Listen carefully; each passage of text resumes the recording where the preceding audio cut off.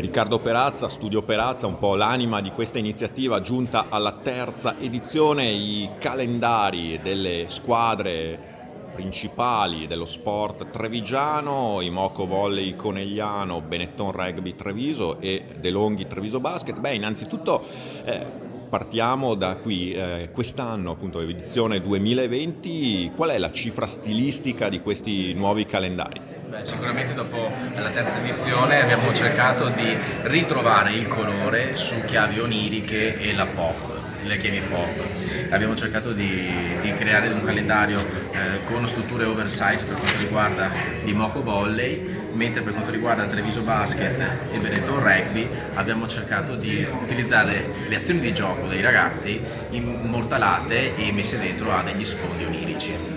Chiaramente dietro a tutta questa iniziativa, al di là appunto del valore in sé del prodotto del calendario, che è comunque un bell'oggetto da collezionare, c'è soprattutto una finalità benefica. Assolutamente, dopo 2 anni per il reparto pediatrico dell'ospedale di Treviso US2, quest'anno abbiamo deciso di donare allo IOV, l'Istituto Oncologico Veneto, per un obiettivo importante che è quello dell'acquisto di un software per la radioterapia dei tumori cerebrali pediatrici.